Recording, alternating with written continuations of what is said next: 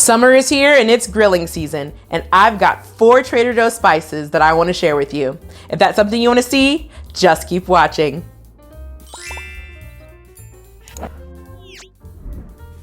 This Trader Joe's BBQ Rub and seasoning with coffee and garlic is one of my favorite summer staples.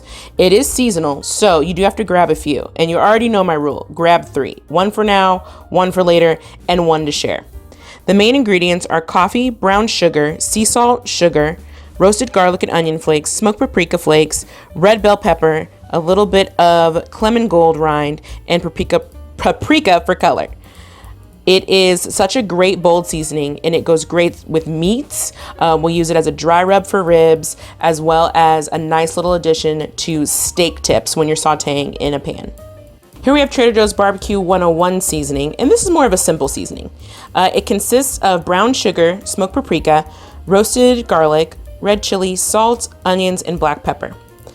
It's more of, I would say, an additive for veggies, so maybe some grilled asparagus or topped on top of some roasted potatoes, but it's not as bold of a flavor that I would use for meat.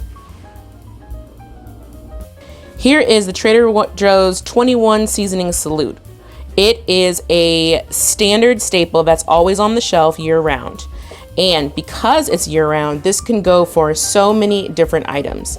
Now, the main ingredients are onions, black pepper, celery seed, cayenne pepper, basil, marjoram, rosemary, garlic, orange peel. There's a little bit of tomato granules, lemon juice powder, oil of lemon, and some citric acid.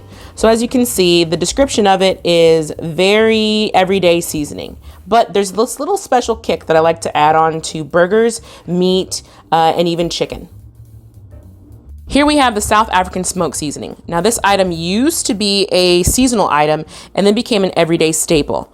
And it consists of paprika, salt, garlic, and basil. And this grinder really makes it easy to get all those seasonings evenly distributed over your veggies, but specifically I like to use this on fish. It adds that little touch of smoke with a nice bright salt.